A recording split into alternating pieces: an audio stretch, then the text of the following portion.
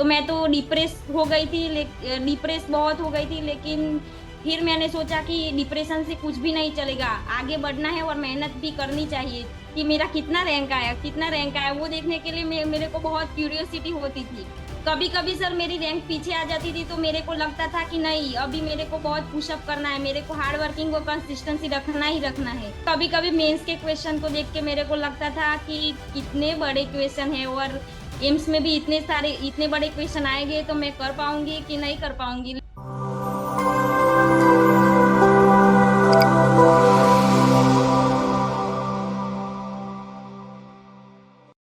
नमस्कार। एक बार फिर से आप सभी साथियों का हार्दिक स्वागत अभिनंदन टीएनसी के इस ऑनलाइन प्लेटफॉर्म में। Myself Bhojana Palariya, assistant nursing superintendent AIIMS Patna. एक बार फिर से आप सभी साथियों का हार्दिक स्वागत अभिनंदन करता हूं। आज का इंटरव्यू बहुत ही जबरदस्त खास होने वाला है और इस इंटरव्यू में जानने वाले हैं एक बहुत ही जबरदस्त जुनून और जज्बे की कहानी को, जिसके अंदर आप सोच के आपको भी लगेगा कि हाँ, अगर ठान लिया जाए तो 100% सिलेक्शन निश्चित है। तो सबसे पहले तो बहुत बहुत बधाई और शुभकामनाएं Ruchita ji. Thank you so much sir. Hello, good afternoon sir.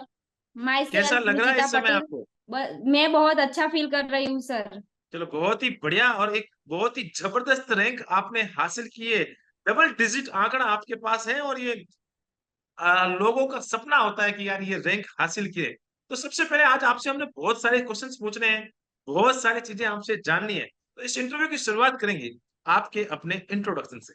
My self Ruchita Patel. मैं गुजरात से बिलोंग करती हूँ। मैंने अपनी जीएनएम नर्सिंग 2019 में गवर्नमेंट कॉलेज से पूरा किया है। ओके, और फिर 19 बाद में 19 में आपने नर्सिंग जेएनएम आपने पास आउट किया। उसके बाद क्या किया? 2 साल का एक्सपीरियंस लिया है या पोस्ट बेसिक किया है आपने? नहीं सर, मैंने पोस्ट बेसिक नहीं किया है, लेकिन मैं स्टेट गवर्नमेंट में मेरी इच्छा थी, इसलिए मैं स्टेट गवर्नमेंट में क्लासेस कर रही थी जॉब की प्रिपरेशन के लिए। फिर मैंने स्टेट गवर्नमेंट में मेरा सिलेक्शन हो गया। फिर मैं स्टेट गवर्नमेंट में जॉब करके मैंने 2 साल का एक्सपीरियंस लिया हुआ है। बहुत ही बढ़िया है। 2 साल का एक्सपीरियंस लिया है और काम के साथ आपने मेहनत की है। फिर कहाँ से ख्याल आया कि यार स्टेट गवर्नमेंट है, गुजरात में ही रह रहे हैं, सारा सब कुछ भगवान की दया से एकदम बढ़िया चल रहा है, तो मन में कहाँ से लड्डू फूटा कि चलो अब सेंटर की जॉब की जाए? सर मैं यहाँ जॉब कर रही थी तो मेरे फ्रेंड्स थे। सबसे पहले मेरे को नॉर्सेट के बारे में तो कोई आइडिया ही नहीं था, लेकिन मेरे फ्रेंड्स थे यहाँ, वीरेंद्र, नेहल, पूजा, वो सब नॉर्सेट की प्रिपरेशन कर रहे थे। तो उन लोगों ने मेरे को बोला कि रुचिता तुम भी प्रिपरेशन स्टार्ट कर दो, तुम भी कर सकती हो। तो फिर मैंने सोचा कि कोई बात नहीं, मैं भी ट्राई करती हूँ, मेरा सिलेक्शन हो जाएगा। मैं हार्ड वर्किंग करूंगी तो मेरा 100% सिलेक्शन हो जाएगा, मैंने ऐसा सोचा था। फिर मैंने प्रिपरेशन स्टार्ट कर दी सर। मन में ये विचार बनाया कि यार सारे दोस्त अगर सेंट्रल लेवल की हॉस्पिटल की तैयारी कर रहे हैं, और सबसे बड़ा मन में तब आता है कि नॉर्थ सेट और एम्स राजकोट नया नया बना है, तो मन में लगता है कि यार कहीं ना कहीं तो बिल्कुल लगे जाएंगे और मेहनत करते हैं, तो एक सेंट्रल लेवल पे सबके जाने की इच्छा होती है और आपने वहां से तैयारी की, तैयारी शुरू कर दी। तो सबसे पहला सेंटर का एग्जाम कौन सा दिया? सर मैं 2020 वाला एग्जाम दिया था, 22 वाला। वो नॉर्सेट में मेरी 25,000 रैंक आई थी। नहीं लगा कि यार ये तो बस की बात नहीं है? हाँ, मैंने तो ऐसे ही दे दिया था सर, मेरे पास 2 साल का एक्सपीरियंस नहीं था। ओके, उसके बाद आपने क्या विचार किया, क्या करना चाहिए? उसके बाद सर मैंने नॉर्सेट 4 दिया था, उसमें तो मेरा हुआ ही नहीं था। तो मैं तो डिप्रेस हो गई थी, डिप्रेस बहुत हो गई थी। लेकिन फिर मैंने सोचा कि डिप्रेशन से कुछ भी नहीं चलेगा, आगे बढ़ना है और मेहनत भी करनी चाहिए। फिर मैंने कंसिस्टेंसी और हार्ड वर्किंग शुरू कर दिया। फिर वे सितंबर वाला नॉर्सेट दिया, उसमें सर मेरा 5,000 रैंक आया था। तो मेरे को एम्स दियोरगढ़ मिला था। ओके। मतलब कुल मिला के ऐसा हो रहा था कि यार मेहनत और रैंक भी पीछे था और आपको तो चाहिए बिल्कुल मुझे तो राजकोट एम्स में ही जाना है। तो आपने फिर से एग्जाम दिया और फिर से रैंक के पीछे आया, तो फिर दिल से नहीं टूटा कि यार ये तो बड़ा ही काम खराब हो रहा है, फिर रैंक पीछे आ रहा है? तो फिर क्या नई स्ट्रेटजी यूज की कि यार अब थोड़ा सा बदलाव करते हैं? क्या चीजें आपने बदलाव किया? फिर सर मेरे मेरे दोस्त ने मेरे को बोला कि तुम थियरी बहुत पढ़ती हो, अब एमसीक्यू की प्रैक्टिस कर लो। तो फिर मेरा फ्रेंड है वो नेहल एयर 105, तो उसने बोला कि तुम टीएमसी ज्वाइन कर लो। तो फिर मैंने आपका टीएनसी ज्वाइन कर लिया सर। ओके। फिर मैं बहुत बहुत बहुत बहुत धन्यवाद। नेहल को भी बहुत बहुत धन्यवाद, जो कि ऑल इंडिया रैंक 105 105 के साथ बहुत ही जबरदस्त, और पिछली बार भी उन्होंने बहुत ही शानदार रैंक लेके अभी वो मंगलागिरी एम्स के अंदर है।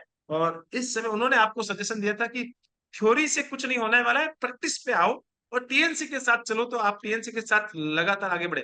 टीएनसी का कौन सा प्लान ज्वाइन किया था, कॉम्बो या टेस्ट सीरीज वाला सिंगल? सर मैंने कॉम्बो प्लान ज्वाइन किया था आपका। ओके, कॉम्बो प्लान ज्वाइन किया था और उसके साथ आप आगे बढ़े थे, और कॉम्बो के साथ आप आगे बढ़ रहे थे। अब मेरा सवाल आपसे थोड़ा सा ऐसे सवाल पूछने वाला हूँ जिसमें थोड़ा सा सारे बच्चे मुझे भेजते रहते हैं, मैं उन सारे सवालों के जवाब आपसे लेने की कोशिश करूंगा। एक वर्किंग और ऊपर से एक फीमेल का एक गर्ल स्टूडेंट्स को पढ़ना बहुत ही डिफिकल्ट टास्क होता है, क्योंकि उसको सोशल प्रेशर भी होता है, फैमिली प्रेशर्स भी होते हैं, खाना बनाना भी होता है, बहुत सारी चीजें उनकी लाइफ में चलती है, और उसके बाद ड्यूटी करना होता है। ये सबसे बड़ा टास्क तो ड्यूटी करना होता है। ड्यूटी के साथ किस प्रकार से अपने आप को मैनेज रखा आप? सर मम्मी पापा बहुत सपोर्टिव थे, उन्होंने बोला था कि कोई बात नहीं, तुमको करना है तो हम तुम करो, मेहनत करो। वो मेरे को बहुत सपोर्ट किया था उन लोगों ने। फिर मैं ओके, सर ड्यूटी पे जाती थी। ड्यूटी पे जब मेरी मॉर्निंग ड्यूटी होती थी तो वो टीएनसी का मॉर्निंग डोज तो मैं ड्यूटी पे ही दे देती थी और वहां भी सॉल्व कर देती थी। ओके, गुड फिर गुड। मैं टीएनसी का डेली लाइव टेस्ट सीरीज होता है, वो तो डेली टेस्ट में दर रोज हर रोज टेस्ट देती थी। और फिर मैं रात को अपनी रैंक देखती थी कि मेरा कितना रैंक आया, कितना रैंक आया। वो देखने के लिए मेरे को बहुत क्यूरियोसिटी होती थी। कभी कभी सर मेरी रैंक पीछे आ जाती थी तो मेरे को लगता था कि नहीं, अभी मेरे को बहुत पुशअप करना है, मेरे को हार्ड वर्किंग और कंसिस्टेंसी रखना ही रखना है। Okay, good good good. मतलब ड्यूटी के साथ एक मॉर्निंग डोज तो आप वहीं पे खत्म करके आते थे, ज्यादा लंबा मॉर्निंग डोज नहीं होता था, लगभग 20 क्वेश्चन 18 मिनट में 20 क्वेश्चन। ये पैटर्न तो अब आया है, लेकिन टीएनसी इसको पिछले 1 से 1.5 साल से इसको कंटिन्यू फॉलो करती है। सुबह एक ब्रेकफास्ट के रूप में मॉर्निंग डोज देती है, जिसको करने से बहुत ही बड़ा, मैं बोलूंगा बहुत बड़ा बेनिफिट निकल के आता है। ये एक अनकॉन्शियस माइंड पे बहुत ही ज्यादा इफेक्ट करती है। एक चीज और पूछना चाहता हूँ, रोजाना पेपर देते थे, नए नए सवाल, बहुत सारी गाइड्स आपने पढ़ रखी थी, बहुत सारी थ्योरी पढ़ रखी थी, लेकिन रोजाना क्वेश्चंस मिलते थे, तो नहीं लगता था कि यार ये इतने सारे नए नए सवाल, क्या लफड़ा है टीएनसी वालों का, इतने सारे क्वेश्चन कहाँ कहाँ से ले आते हैं? सर कभी कभी मेंस के क्वेश्चन को देख के मेरे को लगता था कि कितने बड़े क्वेश्चन है, और एम्स में भी इतने सारे इतने बड़े क्वेश्चन आएंगे तो मैं कर पाऊंगी कि नहीं कर पाऊंगी। लेकिन सर जब जब मैं मेंस का टेस्ट बहुत सारे देने लगी तो तब मेरे को लगा नहीं, कुछ हार्ड जैसा पहले लगता था, लेकिन फिर मैं हर रोज देती थी, पर फिर मेरे को कुछ हार्ड जैसा लगा ही नहीं।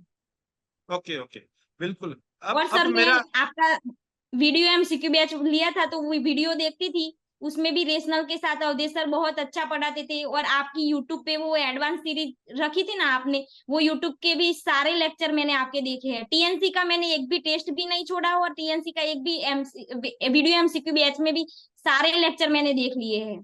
बहुत बहुत धन्यवाद। और बहुत ही शानदार चीज ये बहुत सारी हेल्प करता है कि लगातार आप चीजें कंटिन्यूसली टेस्ट देते हैं, लगातार वीडियो एमसीक्यू करते हैं, तो एक बहुत ही बड़ा बेनिफिट निकल के सामने आता है। और आज ऑल इंडिया रैंक के साथ, सिक्योर के साथ आप इंटरव्यू दे रहे हैं, बहुत ही जबरदस्त। अब थोड़ा सा मैं एडवांस सीरीज के बारे में पूछ देता हूँ, जो कि हमने फ्री कंटेंट दिया है। फ्री कंटेंट बहुत लोग देते हैं, लेकिन क्या क्या लगा कि आपको उस फ्री वाले कंटेंट में कैसा लगा? एडवांस सीरीज यूट्यूब पे फ्री है, पूरी की पूरी मोस्ट भी कैसी लगी? सर मेरे को बहुत अच्छी लगी। फिर मैं वहाँ जो रेशनल पढ़ाते थे सर, तो वो भी मैं अपने बुक्स में लिख देती थी। और टीएनसी के जो मेरे क्वेश्चन भी गलत होते थे वो भी मैंने नेगेटिव कंट्रोल के लिए मैंने वो बुक बनाई थी अपनी, उसमें सब मैं नोट करती थी कि मेरा एक क्वेश्चन गलत हुआ है, फिर ये क्वेश्चन आए तो ये गलत नहीं होना चाहिए मेरा। ऐसे सर मैं प्रैक्टिस करती थी।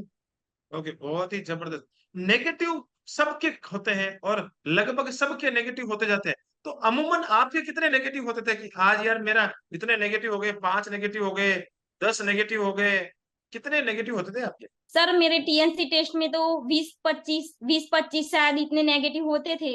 लेकिन जब जब मैं टेस्ट देने लगी तो मेरे इम्प्रूवमेंट होने लगा, 10-12 ऐसे, तो मेरे को पता चल गया था। लेकिन इस बार तो मेरा हो जाएगा सिलेक्शन।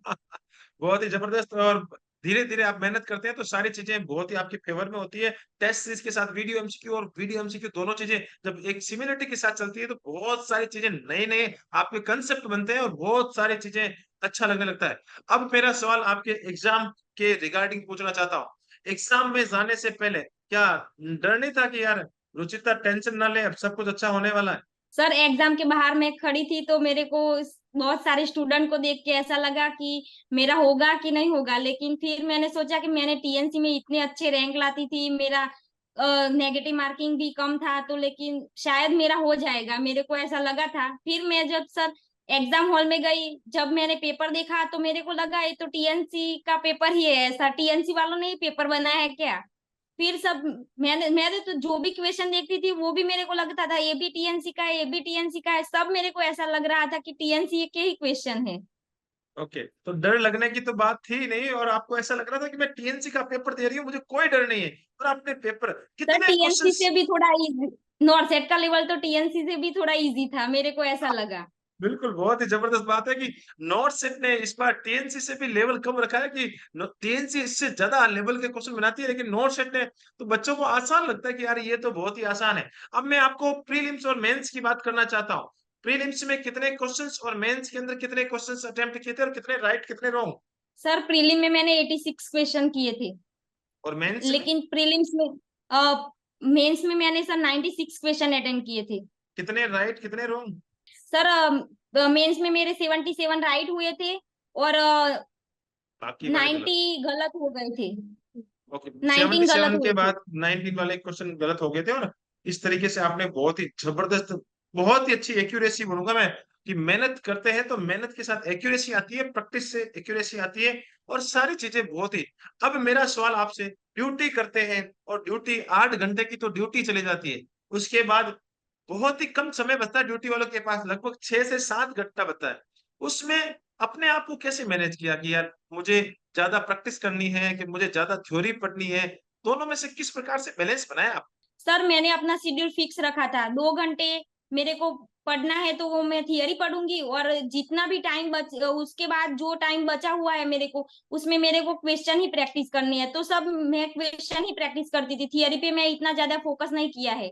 और आपका वो वीडियो एमसीक्यू वाला था, वो वीडियो एमसीक्यू के सब लेक्चर देखती थी सर मैं। ओके, बिल्कुल, मतलब फोकस आपका फिक्स था कि भाई मुझे तो ये चीजें ही करनी है, इन चीजों के अलावा मुझे कुछ करना ही नहीं है, मुझे सिर्फ एंड सिर्फ उस पे फोकस करना है कि मुझे ज्यादा से ज्यादा एमसीक्यू प्रैक्टिस करना है। थ्योरी का आपने फिक्स टाइम कर दिया कि मुझे 2 घंटे के अलावा थ्योरी नहीं पढ़नी है, और थ्योरी के अलावा जो ज्यादा समय होता है वो एमसीक्यू पे देना है, और वो आपने वीडियो एमसीक्यू पेज पे दिया, साथ ही साथ टेस्ट सीरीज पे दिया, और बहुत ही जबरदस्त रैंक के साथ यहाँ पे मेरे साथ इंटरव्यू करे।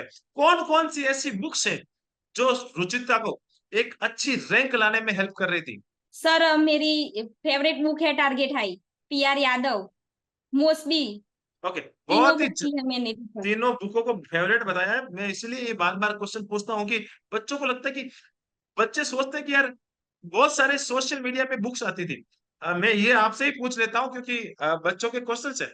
बहुत सारे व्हाट्सएप ग्रुप हैं, बहुत सारे टेलीग्राम ग्रुप हैं, बहुत सारे यूट्यूब चैनल्स हैं, बहुत सारी चीजें इस मार्केट में हैं। तो कैसे कि यार बहुत सब, अब आजकल तो क्या है कि पीडीएफ बनाना बहुत ही आसान हो गया था, पहले तो क्या बुकों का ट्रांसफरिंग होना बहुत मुश्किल होता था। ये बुक आ रही है, ये बुक आ रही है, ये बुक आ रही है, और पीडीएफ का झमेला इतना आ गया है कि बहुत सारी पीडीएफ आती थी, तो अपने आप को डिस्ट्रैक्ट नहीं होते थे कि यार क्या करूं, कौन सी पढूं? सर सर मैं सोशल मीडिया इतना यूज करती नहीं हूँ, इसलिए मेरे को कोई डिस्ट्रैक्शन नहीं होता था, मैं वो लोगों के ग्रुप में ही नहीं रहती थी कि जो लोग मेरे को डिस्टर्ब करे।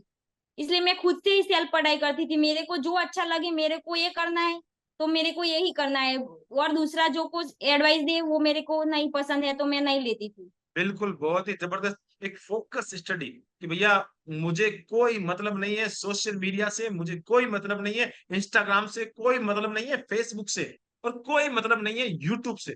मुझे तो सिर्फ एंड सिर्फ टीएनसी से मतलब है। टीएनसी के साथ जो मेरी फेवरेट 3 बुक्स हैं और जो नोट्स हैं वो ही मतलब है, उसके अलावा किसी भी प्रकार का कोई मतलब ही नहीं है।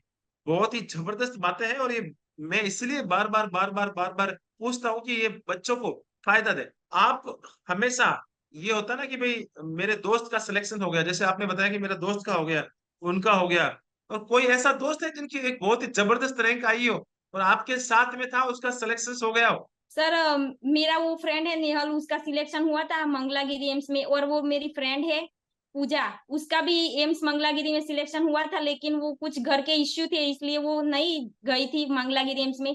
अभी मैं और मेरी फ्रेंड पूजा दोनों साथ में ही पढ़ाई करते हैं और वो दोनों साथ में ही एम्स की प्रिपरेशन करते हैं। बहुत ही जबरदस्त। एक चीज मैं और पूछना चाहता हूँ, गुजरात से है तो इसलिए मेरे दिल में आ रहा है बार बार मैं उस क्वेश्चन को मन में ये जो कॉन्फिडेंस है, जो आप कॉन्फिडेंस लेके आए कि यार आपकी फ्रेंड का सिलेक्शन मंगलागिरी एम्स में हुआ, छोड़ दिया, आपका एम्स सिलेक्शन हुआ देवघर में हुआ, जैसे आप बता रहे हैं मेरी रैंक पीछे आई थी और मैं देवघर में मुझे अलॉट हो गया था, फिर भी मेरा नहीं हुआ। यार बहुत सारे बच्चे ऐसे होते हैं कि कहीं ना कहीं एक जगह जॉब मिल जाए मैं चल दूंगा, मैं वहां जाके भी जॉब करूंगा, पहली बार तो ज्वाइन कर लूंगा, उसके बाद फिर सोचूंगा। तो ये कॉन्फिडेंस कहाँ से आता है कि यार मैं ज्वाइन करूंगी तो बस गुजरात के अंदर ही ज्वाइन करूंगी, वरना नहीं करूंगी। सर, अपने आप पे खुद पे कॉन्फिडेंस है, खुद को लगता है, लेकिन खुद को ऐसा लगता है कि मैं कंसिस्टेंसी, हार्ड वर्किंग और टीएनसी टीम मेरे साथ है तो मैं कर ही पाऊंगी, अपने स्टेट में ही एम्स में सिलेक्शन मेरा हो जाएगा। इसलिए सर ऐसा कॉन्फिडेंस वो कंसिस्टेंसी, हार्ड वर्किंग और आपके सपोर्ट से ही आता है। बिल्कुल, बहुत बहुत धन्यवाद और बहुत ही अच्छा। लेकिन एक चीज मैं यहाँ पे और बड़ा मुझे भी दुख है, अच्छी रैंक है लेकिन इस बार भी आपके स्टेट में तो सीटें नहीं है, राजकोट इस बार भी नहीं है। तो इस बार भी अपने दिल को मजबूत कर लिया है कि हाँ, इस बार नहीं, या अगली बार, या इस बार अपने आप को फिर से क्या करने वाले हैं इस समय? सर अभी अभी से मैंने माइंड में सेट कर दिया है कि राजकोट एम्स में सीटें नहीं है, लेकिन मेरे को सितंबर में करना ही है, इसलिए मैंने सितंबर की प्रिपरेशन अभी से ही स्टार्ट कर दी है। बिल्कुल, बहुत ही जबरदस्त बात है और बहुत ही जबरदस्त रैंक हासिल की है। ये सबसे प्राउड की बात है, ये बहुत ही जबरदस्त, और आप अपने एक्सपीरियंस शेयर कर रही है कि कोई बात नहीं, मैं मेहनत फिर से, ये बहुत सारे बच्चों को इससे आपका इंटरव्यू बहुत ज्यादा हेल्पफुल करेगा। किसी का सिलेक्शन नहीं हुआ है, लेकिन किसी के सिलेक्शन के बाद भी देखो कितना बड़ा मोटिवेशन हमेशा साथ रहता है, और यही एक जुनून है, यही एक जज्बा है जो कि गुजराती में कूट कूट के भरा हुआ है। मैं बहुत ही जबरदस्त मेहनत के मामले में सबसे आगे होते हैं, बहुत दोनों चीजें, स्मार्ट वर्क भी होता है और प्लस डेडिकेशन होता है गुजराती में। सैल्यूट, बहुत ही अच्छा लग रहा है इस समय आप। अब मैं आपसे ये जानना चाहता हूँ, आपका एक्सपीरियंस हो चुका है पिछले नॉर्थ सेट का, इस नॉर्थ सेट का और इस नॉर्थ, दो तीन नॉर्थ सेट आप एक्सपीरियंस के साथ ले रहे हैं, 2 बार सफलता, 1 बार रैंकर्स, टीएलसी के साथ आपने हमेशा ये कंटिन्यूअसली फॉलो किया है। क्या लगता है कि कोई भी बच्चा इस समय पढ़ रहा है, कोई भी बच्चा चाह रहा है कि मैं एक बहुत ही बड़ी रैंक लेके आऊँ, तो उसको थ्योरी ज़्यादा पढ़नी चाहिए या एमसीक्यू प्रैक्टिस ज़्यादा करनी चाहिए? सर मेरा तो ऐसा रिव्यू है कि आप पहले थियरी कंप्लीट कर दो। थियरी को इतना फोकस तो नहीं देना, लेकिन हम बेसिक बेसिक बुक पढ़ के अपनी थियरी को कंप्लीट करना चाहिए, फिर हमको एमसीक्यू प्रैक्टिस करना चाहिए। एमसीक्यू प्रैक्टिस का हवर्स हमें बढ़ा देना चाहिए, एमसीक्यू बहुत प्रैक्टिस करनी है। एमसीक्यू प्रैक्टिस करोगे तो ही आपको पता चलेगा कि कितने क्वेश्चन अटेम्प्ट करने हैं, कितने मेरे नेगेटिव होते हैं, तो कौन सा बदलाव लाना है। वो आप एमसीक्यू देते हो, एमसीक्यू की प्रैक्टिस करते हो तभी आपको पता चलता है। वो थियरी की रिवाइज करने से आपको पता नहीं चलता कि आपको कितने नेगेटिव हो गए कि नहीं हो गए ऐसा। बिल्कुल, बहुत ही बढ़िया। एमसीक्यू पे ज़्यादा फोकस करना चाहिए और एमसीक्यू में बहुत सारी चीज़ें मार्केट में अवेलेबल है, लेकिन एमसीक्यू में भी एम्स एक्सपर्ट्स की टीम के साथ जाना चाहिए और बहुत ज़्यादा मेहनत के साथ आगे बढ़ना चाहिए। नए-नए क्वेश्चंस और वैल्यूएबल क्वेश्चंस, बहुत ही शानदार कंटेंट वाले क्वेश्चंस के साथ आगे बढ़ते हैं, तो 100% सिलेक्शन होता है। मेरी पूरी की पूरी शुभकामनाएँ आपके साथ हैं। आने वाले समय में रुचिता ये डबल डिजिट को सिंगल डिजिट में लाने की पूरी कोशिश करेगी। हाँ मेरी सर। शुभकामनाएँ आपके साथ है और बहुत ही अच्छा लगा, आपने अपना एक्सपीरियंस शेयर किया हमारे साथ और सारी चीज़ें बताने के लिए बहुत-बहुत धन्यवाद। आप ऐसे ही हमेशा अपना नाम, साथ ही साथ अपने माता-पिता का नाम, जिस धरती से आते हैं उस धरती का नाम, साथ ही साथ आप जिस हॉस्पिटल में काम करें उस हॉस्पिटल का नाम, और आने वाले समय में एम्स राजकोट का नाम ज़रूर-ज़रूर रोशन करेंगे और साथ ही साथ टीएनसी का नाम रोशन करेंगे। जय हिंद, जय भारत, वंदे मातरम। Thank you so much. Thank you so much sir.